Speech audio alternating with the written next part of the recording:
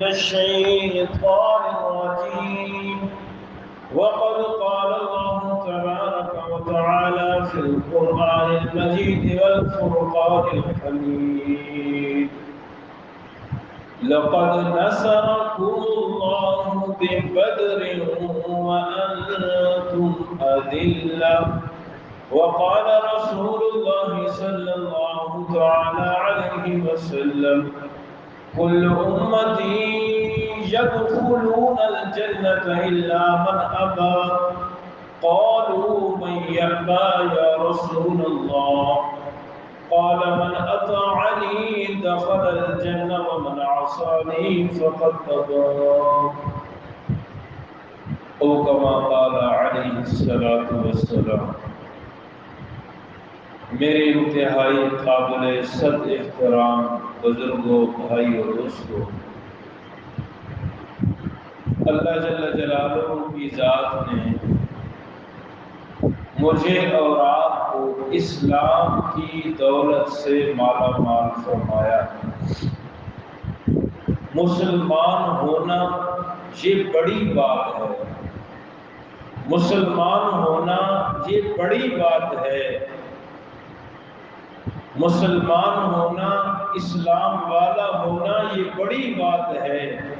کسی ملک کا وزیر اعظم ہونا یہ چھوٹی بات ہے.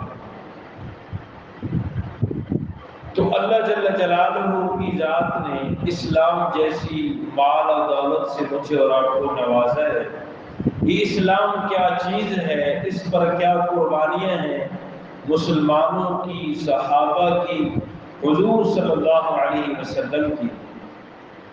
ہم نے غزوہ بدر کے متعلق بیان کرنا تھا، لیکن رمضان المبارک کے مہینے میں یہ بیان نہ کر سکے. اصل میں یہ غزوہ بدر رمضان المبارک کے مہینے 17ویں روزے کو ہوا تھا. تو جو کہ ہمارا بیان رہ چکا تھا، اس لیے آج غزوہ بدر کو بیان کرنا ہے. حضور نبی کریم صلی اللہ علیہ وسلم مدینہ منورہ کے اندر تشریف لائے. آپ صلی اللہ علیہ وسلم کے ساتھ جو مہاجرین مکہ کے لوگ تھے، چند لوگوں کی تعداد پر ایک جماعت مشتمل تھی. اور جب آپ مدینہ منورہ تشریف لائے تو مدینہ کے اندر بھی چند لوگ تھے جنہوں نے اس وقت کلمہ پڑھا اور جو پہلے مسلمان تھے. انہی سالوں کے اندر ایک سال آپ صلی اللہ علیہ وسلم کو مدینہ منورہ میں گزرا ہی تھا کہ آپ کو پیغام ملا کہ ابو سفیان ابھی تک مسلمان نہیں ہوئے تھے. وہ مکہ والوں کے لیے شام سے بہت بڑا تجارتی قافلہ لے کر آ رہے ہیں. مکہ کے تمام لوگوں نے ابو سفیان کو، کسی نے سونا دیا، کسی نے ابو سفیان کو چاندی دی، کسی نے درہم دیے، کسی نے دنانیر دیے، کسی نے کہا کہ میرے لیے فلاں چیز لے کے آنا، فلاں چیز لے کے آنا. غیر مسلم تو تھے لیکن امانتدار تھے، جھوٹ نہیں بولا کرتے تھے، سچ بولا کرتے تھے. تو ابو سفیان پر لوگوں کا اعتماد تھا. لوگوں نے ابو سفیان کو اپنا مال و متاع دیا اور ابو سفیان پر اعتماد کیا. تو ابو سفیان شام سے بہت بڑا قافلہ لے کر مکہ کی طرف آ رہے تھے، اپنے ہی گھر میں واپس آ رہے تھے. تو آپ صلی اللہ علیہ وسلم کو اطلاع ملی کہ ابو سفیان بہت بڑا قافلہ لے کر آ رہا ہے، لہذا مسلمانوں کو ابو سفیان کے آگے لایا جائے اور ابو سفیان سے مال و دولت چھین لیا جائے، تاکہ جب مال و دولت ابو سفیان سے چھین لیا جائے گا تو اس سے مسلمانوں میں تقویت حاصل ہوگی، مسلمان مالی طور پر مضبوط ہو جائیں گے. لہذا ابو سفیان کے قافلے کو روک لیا جائے اور ان کے قافلے کو لوٹ لیا جائے. حضور نبی کریم صلی اللہ علیہ وسلم کے اشارے پہ مسلمان نکل پڑے. جیسے ہی مسلمان ابو سفیان کا پیچھا کرنے کے لیے ابو سفیان کے رستے پر بیٹھے ہوئے تھے کہ ابو سفیان کو کسی نے اطلاع دے دی کہ تمہارے قافلے کو لوٹنے کے لیے تمہارے آگے تمہاری اس بہت بڑے لشکر کو بہت بڑے تجارتی قافلے کو لوٹنے کے لیے مسلمان کسی گھاٹی میں تمہارا انتظار کر رہے ہیں۔ ابو سفیان کو جیسے پتہ چلا تو ابو سفیان نے وہ رستہ بدل دیا جس رستے سے وہ مکہ جا رہا تھا، اس نے وہ رستہ بدل دیا اور فوراً ایک آدمی کو مکہ کی طرف بھیجا۔ اب جس آدمی کو اس نے مکہ کی طرف بھیجا اس نے اپنے اونٹ کے کانوں کو کاٹ ڈالا۔ جیسے ہی وہ آدمی مکہ میں پہنچا تو لوگ سمجھ گئے کہ کوئی اہم خبر لے کر آیا ہے۔ جب کوئی مکہ میں کسی نے بڑی خبر دینی ہوتی تھی تو اپنی سواری کے کان کاٹ دیتا تھا، لوگ سمجھتے تھے کہ یہ کوئی بڑی خبر لے کے آ رہا ہے۔ وہ زمزم آدمی وہ مکہ میں اس نے شور لگایا، شور مچایا، او مکہ والو، ابو سفیان تمہیں اطلاع دے رہا ہے کہ مسلمان تمہارا قافلہ لوٹنے کے لیے آ چکے ہیں، لہذا اپنے قافلے کی حمایت کے لیے نکلو اپنے اپنے گھروں سے۔ ابو جہل نے جب یہ بات سنی تو بھڑک اٹھا، ہزاروں کی تعداد میں ابو سفیان کی قیادت کے اندر ہزاروں لوگوں نے شرکت کی، ہزاروں لوگ آئے، اس جذبے سے آئے، اس غصے سے آئے، اب تو ہم مسلمانوں کو نہیں چھوڑیں گے۔ اس طرف ابو جہل اور ابو جہل کی ٹیم ایک تدبیر سوچ رہی ہے کہ ہم نعوذ باللہ مسلمانوں کو ختم کریں گے، اور اس طرف میرا اللہ ایک تدبیر بنا رہا ہے کہ آج میں 313 کو ہزاروں کے مقابلے میں فاتح عطا کروں گا۔ ابو جہل کی قیادت کے اندر وہ سارے کفار مکہ، نوجوان، بوڑھے، عورتیں، ناچنے والی، گانا گانے والی اور شرابیں، مال و دولت، ہتھیار، تیر، سب کچھ لے کر یہ مدینہ منورہ کی طرف انہوں نے رخ کر لیا۔ ابو سفیان نے پیغام بھیجا کہ میں امن سے، سکون سے، مسلمانوں سے بچ کر مکہ کی طرف روانہ ہو چکا ہوں، لہذا ابو جہل تک یہ پیغام پہنچایا کہ آپ کو مزید مدینہ کی طرف جانے کی ضرورت نہیں ہے۔ لیکن ابو جہل غصے میں تھا، اس نے کہا کہ ہم مسلمانوں کے ساتھ لڑے بغیر واپس نہیں جائیں گے، ہم مسلمانوں کے ساتھ جنگ کیے بغیر واپس نہیں جائیں گے۔ حضور صلی اللہ علیہ وسلم کو جب اطلاع ملی تو آپ صلی اللہ علیہ وسلم نے صحابہ کو جمع کیا، آپ کی چند آدمیوں پر مشتمل جماعت، آپ نے صحابہ کو جمع کر کے آپ نے صحابہ رضی اللہ تعالی عنہم اجمعین کو کفار مکہ کی پوری تدبیر بتلائی، کفار مکہ کے پورے ارادے بتلائے کہ وہ ہمارے ساتھ لڑنے کے لیے آ رہے ہیں۔ حضور نبی کریم صلی اللہ علیہ وسلم نے جب صحابہ کو کفار مکہ کی تمام تر چیزوں سے آگاہ کر دیا تو حضرت ابوبکر صدیق رضی اللہ تعالیٰ عنہ کھڑے ہوئے اور عرض کیا، اے اللہ کے رسول، آپ ہم سے ہمارا ارادہ پوچھنا چاہتے ہیں؟ تو اے اللہ کے رسول، ہمارا ارادہ یہ ہے، ہم تو آج سے کئی سال پہلے آپ کی ذات پر اور اللہ کے نام پر مر مٹنے کے لیے تیار ہو چکے ہیں۔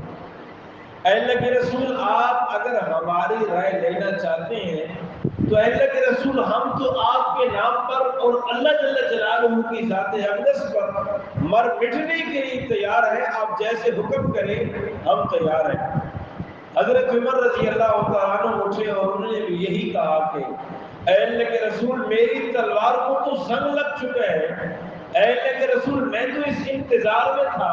کہ آپ کب حکم کریں گے اور میں اس تلوار کو کافروں کے خون سے رنگین کروں گا۔ اے اللہ کے رسول، ہم تو اس انتظار میں تھے کہ آپ ہمیں حکم کریں اور ہم نکلے اللہ کے راستے میں، ہم خود بھی شہید ہوں اور کافروں کو بھی ختم کریں۔ حضور صلی اللہ علیہ وسلم نے دوبارہ ترغیب چلانا شروع کی، اصل میں آپ صلی اللہ علیہ وسلم جب مدینہ میں تشریف لائے تھے تو آپ نے مدینہ والوں سے ایک وعدہ کیا تھا، ایک عہد کیا تھا۔ عہد یہ کیا تھا کہ مدینے والوں سے عہد یہ کیا تھا کہ اگر مدینہ کے اندر ہمارے ساتھ کوئی لڑائی کرے گا تو انصار سے یہ وعدہ لیا تھا کہ تم ہماری مدد کرو گے۔ انصار نے یہ یقین دہانی کرائی تھی کہ اگر مدینہ منورہ کے شہر میں آپ سے کوئی زیادتی کرے، آپ سے کوئی لڑائی جھگڑا کرے تو ہم آپ کا ساتھ دیں گے، مدینہ منورہ سے باہر ہم آپ کا ساتھ دینے کے لیے نہیں نکلے گی۔ آپ صلی اللہ علیہ وسلم آپ کو یہی بات یاد تھی تو آپ بار بار ترغیب دیتے رہے۔ تو حضرت سعد بن ابی وقاص رضی اللہ تعالیٰ عنہ، یہ صحابی رسول ہے، مدینہ منورہ کے رہنے والے ہیں، انصاری صحابی ہیں، یہ کھڑے ہوئے، انہوں نے کہا کہ اللہ کے رسول، ہم حضرت موسیٰ علیہ السلام کے ساتھیوں کی طرح ہم ایسا نہیں کہیں گے جیسا کہ انہوں نے کہا تھا کہ موسیٰ آپ جانیں اور آپ کا خدا جانے، ہم تو لڑنے کے لیے تیار نہیں ہیں۔ اے اللہ کے رسول، ہم بھی آپ کے نام پر، اللہ کے نام پر جان دینے کے لیے تیار ہیں، اور ہمارا مال، ہماری دولت آپ کے نام پر اللہ کے رسول قربان ہے۔ آپ اشارہ کریں، ہم مرنے کے لیے، اپنی جانوں کے ٹکڑے کروانے کے لیے تیار ہیں۔ حضور نبی کریم صلی اللہ علیہ وسلم نے جب انصار میں سے لوگوں کے جذبات کو دیکھا تو آپ صلی اللہ علیہ وسلم بدر کے مقام کی طرف روانہ ہو گئے۔ یہ چند 313 کی تعداد پر مشتمل جماعت اور ہزاروں کی تعداد کے مد مقابل، اور چند تلواریں ہیں وہ بھی ٹوٹی پھوٹی ہیں، اور تھوڑی سی سواریاں ہیں، اور چند زرے ہیں جو مسلمانوں کے پاس ہیں۔ وہاں مضبوط زریں، زیادہ تعداد میں زریں، زیادہ تعداد میں لوگ، زیادہ تعداد میں سواری، زیادہ تعداد میں مال و دولت، ساری چیزیں موجود ہیں، لیکن یہاں کچھ نہیں ہے، صرف ایمانی طاقت موجود ہے، ایمانی قوت موجود ہے، ایمان پہاڑوں جیسے ہے، لیکن دنیا کے اسباب ایک سوئی کے برابر ہے۔ جب سارے صحابہ تیار ہو گئے، بدر کی طرف رخ کر لیا صحابہ نے اور حضور علیہ السلام نے۔ کفار بدر کے مقام پر پہلے آ کے انہوں نے پڑاؤ ڈالا، انہوں نے ایک ایسی زمین میں پڑاؤ ڈالا جو زمین مضبوط زمین تھی، ریتلی زمین نہیں تھی، مضبوط زمین تھی، اور کنوؤں کے قریب، ان کنوؤں کے قریب پڑاؤ ڈالا جن کنوؤں میں پانی موجود تھا، جن کنوؤں سے پانی ابل رہا تھا۔ مسلمان جب گئے تو مسلمانوں نے ایک ایسے جگہ پڑاؤ ڈالا جہاں ریتلی زمین تھی، وہ زمین میں دھستا تھا، کنویں خشک پڑے تھے۔ اب جیسے ہی مسلمانوں نے وہاں پڑاؤ ڈالا اپنے اللہ کی ذات پر تکیہ کرتے ہوئے، تو سب سے پہلی مدد جو مسلمانوں کے ساتھ اس مقام پر ہوئی، پہلی مدد کہ اللہ جل شانہ کی ذات نے رحمت کی بارش کو نازل کیا۔ اب جیسے ہی رحمت کی بارش نازل ہوئی تو یہ ریتلی زمین اس بارش کی وجہ سے مضبوط ہو گئی، اب اس میں سواریاں دھستی نہیں، مسلمانوں کے پاؤں اس زمین میں دھستے نہیں، یہ زمین بالکل مضبوط ہو گئی، پختہ ہو گئی۔ اب مد مقابل جو زمین تھی، جنہوں نے مضبوط زمین، سرخ زمین سمجھا، اب اس میں کیچڑ بن گیا، سواریاں پھسل پھسل کے گر رہی ہیں، بندے پھسل پھسل کے گر رہے ہیں، بیٹھنے کے لیے جگہ نہیں، خیموں میں پانی گھس گیا، اٹھنے کے لیے جگہ نہیں، لیکن یہاں مسلمان ریتلی زمین پر بالکل ایسے جیسے پکی زمین پر آ گیا۔ اللہ نے سب سے پہلی مدد مسلمانوں کی یہاں یہ کی۔ رات کا وقت ہوا، اللہ کے نبی صلی اللہ علیہ وسلم نے صحابہ کو حکم دیا کہ آپ اپنے اپنے خیموں میں چلے جائیے، میں اپنے الگ خیمے میں رات گزاروں گا۔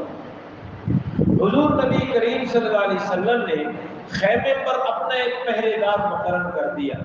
اور اسے یہ بات کہی کہ اس خیمے میں کسی کو اندر نہ آنے دینا، اس لیے کہ میں اپنے اللہ سے لین ملانے لگا ہوں۔ اپنے صحابی سے کہا کہ اس خیمے میں کسی کو اندر نہ آنے دینا، اس لیے کہ میں اللہ سے کچھ باتیں کرنے لگا ہوں، میں اللہ سے مدد کی بھیک مانگنے لگا ہوں۔ میں اللہ سے لین ملانے لگا ہوں، لیکن اگر صدیق اکبر اس خیمے میں داخل ہونا چاہیں تو انہیں روکنا نہ، انہیں آنے دینا۔ حضور نبی کریم صلی اللہ علیہ وسلم رات کو پہر ہوا، آپ اپنے اللہ کے آگے سجدے کے اندر رو رہے اور اپنے اللہ کو کیا کہہ رہے ہیں کہ اے اللہ یہ وہ پونجی ہے جو میری 14 سالوں کی پونجی ہے، اے اللہ میں اپنی ساری پونجی تیرے حکم پر تیرے میدان میں نے اس پونجی کو کھڑا کر دیا ہے، اے اللہ اگر یہ میری پونجی آج کفر کے ہاتھوں ماری گئی، اگر یہ پونجی اور یہ چند لوگ یہ مارے گئے تو اے اللہ قیامت کی صبح تک تیرا نام لینے والا کوئی نہیں ہوگا۔ اس لیے کہا جاتا ہے نا، اگر صحابہ نہ ہوتے تو مسجدیں نہ ہوتی، اگر صحابہ نہ ہوتے تو داڑیاں نہ ہوتی، اگر صحابہ نہ ہوتے تو ٹوپیاں نہ ہوتی، اگر صحابہ نہ ہوتے تو اولادوں کے ساتھ اچھی تربیت کا ماحول پیدا نہ ہوتا، اگر صحابہ نہ ہوتے تو یہ دین اور اسلام نہ ہوتا۔ حضور علیہ السلام نے بھی یہی جملہ بولا، اے اللہ اگر یہ 313 کی تعداد پر مشتمل جماعت آج اگر کافروں کے ہاتھوں ماری گئی، اے اللہ تیری توحید بھی بولنے والا کوئی نہیں ہوگا۔ اللہ جل جلالہ کی ذات اقدس نے آپ صلی اللہ علیہ وسلم کی دعاؤں کو قبول فرمایا۔ اللہ جل جلالہ کی ذات اقدس نے آپ صلی اللہ علیہ وسلم کے اس رونے دھونے کو قبول فرمایا۔ آپ نے سجدے کے اندر رات گزار دی، اپنے رب سے مانگتے رہے۔ حضرت ابوبکر صدیق کہتے ہیں کہ جب میں اس خیمے میں داخل ہوا تو میں نے دیکھا کہ آپ کے اس رونے کی وجہ سے آپ اتنے روئے کہ جس جگہ آپ نے سجدہ کیا تھا، جس جگہ آپ کی پیشانی مبارک تھی، وہ جگہ مکمل گیلی ہو چکی تھی۔ آپ کی آنسو کی وجہ سے، آپ کے رونے کی وجہ سے وہ جگہ مکمل گیلی ہو چکی تھی۔ تو اللہ نے اپنے نبی حضرت محمد صلی اللہ علیہ وسلم کے اس رونے کو اپنی بارگاہ کے اندر قبول فرمایا۔ جب جنگ شروع ہوئی، لڑائی شروع ہوئی، تو یہاں اس لڑائی کے دوران سب سے پہلے اللہ کے نبی صلی اللہ علیہ وسلم نے انصار میں سے چند نوجوانوں کو بھیجا، چند 2 نوجوانوں کو بھیجا، وہ مبارزت طلب کی۔ کفر سے 2 نوجوان آئے اور مسلمانوں سے 2 نوجوان انصار سے آئے۔ وہ کافر تھے، بڑی جرت کے مالک کافر تھے، انہوں نے للکارا کہ ہمارے میل کے آدمی بھیجیے، ہمارے اپنے شہر مکہ کے رہنے والے جو ہجرت کر کے مدینہ چلے گئے ان میں سے کوئی آدمی بھیجیے۔ پھر اللہ کے نبی علیہ السلام نے حضرت حمزہ کو اٹھایا، حضرت ابو عبیدہ بن جراح کو اٹھایا، حضرت علی رضی اللہ تعالیٰ عنہ کو اٹھایا، ان تینوں کو بھیجا۔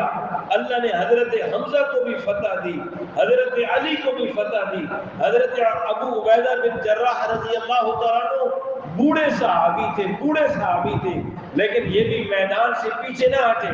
ان پر دشمن نے وار کیا، دشمن انہیں شہید کرنے والا ہی تھا کہ حضرت علی اور حضرت حمزہ نے اس دشمن کا خاتمہ کیا، اس دشمن کو ختم کیا۔ حضرت ابو عبیدہ بن جراح رضی اللہ تعالیٰ عنہ کو آپ صلی اللہ علیہ وسلم کے خیمے میں اٹھا کر لایا گیا۔ یوں جب خمسان کی لڑائی مچی تو حضرت عبد الرحمن بن عوف رضی اللہ تعالیٰ عنہ کہتے ہیں کہ میرے دائیں اور بائیں معاذ اور معوذ، یہ 2 صحابی جو حضرت خنسہ رضی اللہ تعالیٰ عنہ کے بیٹے ہیں، جب اس جنگ کا اعلان ہوا تو حضرت خنسہ نے اپنے ان 2 چھوٹے بیٹوں کو تیار کیا اور انہیں کہا، اے میرے بیٹے، یہ موقع ہے اب اللہ کے راستے میں جان دینے کا، یہ موقع ہے اللہ کے دین پر اپنا خون بہانے کا، اور بیٹے میں یہ چاہتی ہوں، میرا کوئی بڑا بھائی بھی نہیں، میرا خامد بھی دنیا سے جا چکا ہے، میں یہ چاہتی ہوں کہ کل قیامت کے دن جب بلاوا ہو، جب بلایا جائے، جب شہداء کی موت کو بلایا جائے، تو اے میرے بیٹے میں یہ چاہتی ہوں کہ کل خنسہ رضی اللہ تعالی عنہ کا نام بھی شہداء کی موت کی لسٹ میں نام ہو۔ اس لیے میرے بیٹو، میں نے تمہارے والد کے ساتھ غداری نہیں کی، میں نے تمہیں جب بھی اپنا دودھ پلایا تو وضو کی حالت میں پلایا، میں یہ چاہتی ہوں کہ تم دونوں بیٹے میرے نبی اور میرے اللہ کے نام پر قربان ہو جاؤ۔ حضرت عبد الرحمن بن عوف کہتے ہیں جب یہ دونوں، ایک میرے دائیں طرف تھا اور ایک میرے بائیں طرف تھا، میرے دل میں یہ خیال آیا کہ یہ نوجوان ہیں، کمزور ہیں، یہ میرے ساتھ کیسے میری مدد کریں گے؟ میرے دل میں یہ خیال آیا۔ کہتے ہیں کہ میرے دل میں یہ خیال آیا ہی تھا، ان دونوں نے پوچھا اے چچا ہمیں ابو جہل کا پتہ تو بتاؤ، ابو جہل ہمیں کہاں ملے گا، ہمیں ابو جہل کا پتہ بتاؤ۔ میں نے کہا کہ یہ بچے ہیں صرف پہچان کرنا چاہتے ہوں گے، انہوں نے کیا کہنا ہے ابو جہل کو؟ میں نے اشارہ کیا کہ وہ رہا سامنے ابو جہل۔ حضرت عبد الرحمن بن عوف کہتے ہیں کہ جیسے ہی میں نے اشارہ کیا تو یہ ایسے ابو جہل پر جھپٹے جیسے بجلی کی تیزی ہوتی ہے۔ یہ دونوں نے، ان دونوں نوجوانوں نے ابو جہل پر اکٹھا وار کیا اور ابو جہل کو گھوڑے سے سواری سے گرایا، اور یہ دونوں ابو جہل کو شہید کرنے کے، ابو جہل کو مارنے کے لیے، قتل کرنے کے لیے دونوں ابو جہل کے سینے پر بیٹھ گئے اور دشمن کو للکارا۔ تو عبد الرحمن بن عوف کہتے ہیں کہ یہ منظر ایک عجیب تھا میرے لیے کہ یہ نوجوان ابھی میرے دائیں بائیں تھے اور آنن فانن انہوں نے ابو جہل کو ختم ہی کر دیا ہے، ابو جہل کو اپنی سواری سے ہی گرا دیا ہے۔ کہتے ہیں کہ یہ میری زندگی کا ایک واحد منظر تھا جس منظر کو دیکھ کر میرا رواں خوش ہوا، اور میں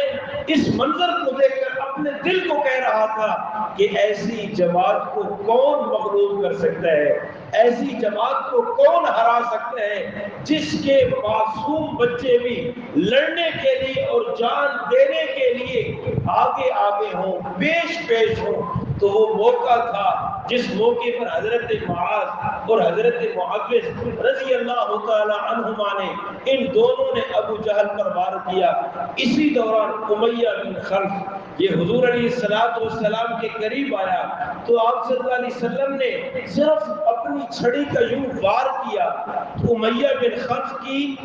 گردن پر ایک خراش آئی، خراش، گردن کٹی نہیں بلکہ خراش آئی۔ اس خراش کی وجہ سے امیہ بن خلف کو جو تکلیف ہوئی، جو درد ہوا، ان کے بارے میں آتا ہے کہ یہ ایسے آواز نکالتے تھے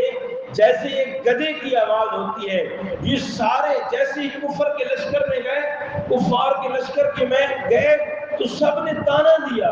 تو منافقوں کا سردار ہے، تو کفر کا سردار ہے، تو بڑی بہادری دکھاتا تھا، لوگوں کے بازو کٹ چکے ہیں، لوگوں کی گردنیں کٹ چکی ہیں، تجھے خراش ہے اور تو رو رہا ہے اور تو بالکل ایسی آوازیں نکال رہا ہے جیسے گدھے کی آواز ہوتی ہے۔ اس نے کہا کہ تمہیں پتہ ہے مجھے کس نے یہ خراش لگائی ہے؟ او بھائی مجھے امام الانبیاء حضرت محمد صلی اللہ علیہ وسلم کے ہاتھ سے لگی ہوئی خراش ہے، اللہ کی قسم اگر وہ مجھے تھوک بھی دیتے تو میں اس وقت زمین میں دھنس جاتا۔ اس تکلیف کا تمہیں علم نہیں ہے، مجھے علم ہے۔ اللہ کی قسم اگر یہ تکلیف پورے عرب پر تقسیم کر دی جائے تو پورا عرب مر جائے اس تکلیف کی وجہ سے۔ اس لیے میں مکہ میں تھا، حضور علیہ السلام بھی مکہ میں تھے، میں اپنے گھوڑے کو پانی پلا رہا تھا، حضور نے پوچھا امیہ کیا کر رہے ہو؟ تو امیہ کہتے ہیں میں نے پیارے آقا صلی اللہ علیہ وسلم کو یہ جواب دیا تھا کہ اے محمد صلی اللہ علیہ وسلم نعوذ باللہ، اپنے گھوڑے پر تھپکی لگائی اور کہا نعوذ باللہ میں اس گھوڑے کو آپ کے لیے تیار کر رہا ہوں، نعوذ باللہ میں آپ کو قتل کروں گا۔ تو اس وقت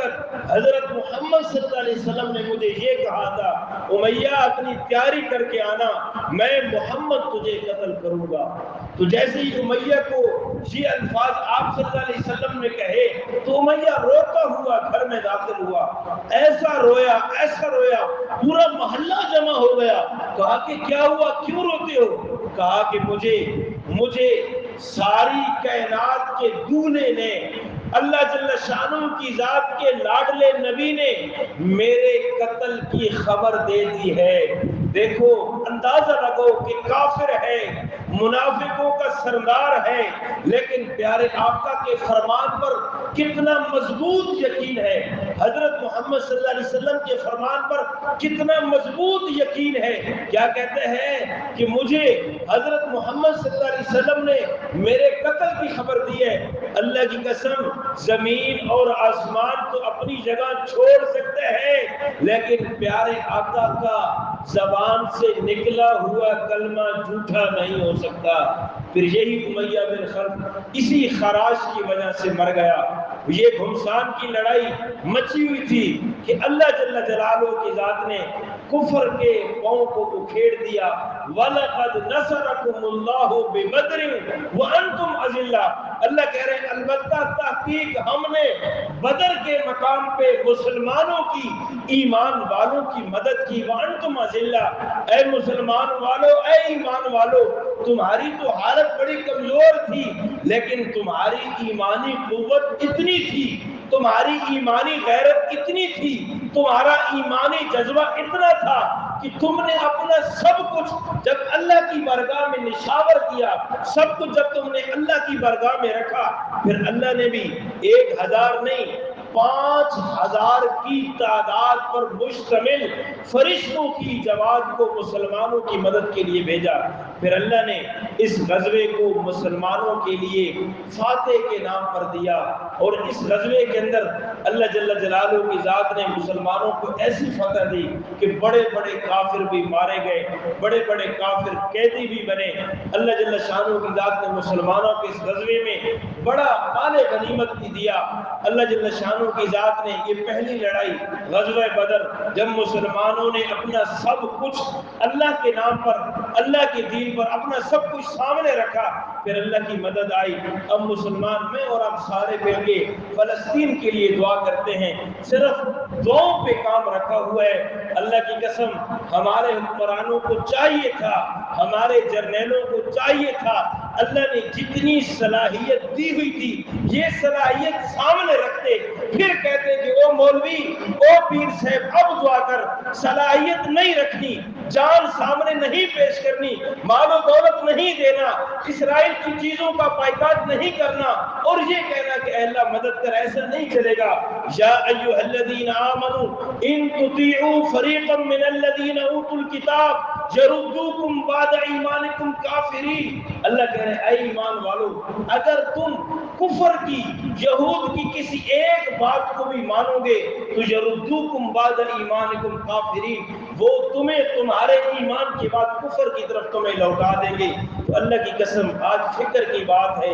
ایمانی غیرت کی بات ہے کہ کیسے مسلمان حکمران اتنے بے حس ہو چکے ہیں، اتنے بے حس ہو چکے ہیں کہ یہ بولنا بھی گوارا نہیں کرتے کہ ہم فلسطین کے لیے کوئی ایسے الفاظ نکالیں یا ایسے بول نکالیں جس سے ہمیں فلسطین کی مدد کے بول سے نظر آئے۔ اللہ تعالیٰ کی ذات سے دعا ہے اللہ مجھ اور آپ کو اور ہمارے حکمرانوں کو ایسی ایمانی غیرت دے کہ وہ مجھے اور آپ کو بھی دعوت دے کہ چلو ہم سب چلتے ہیں فلسطین کی مدد کے لیے۔ اللہ ہم سب کو عمل کی توفیق عطا فرمائے۔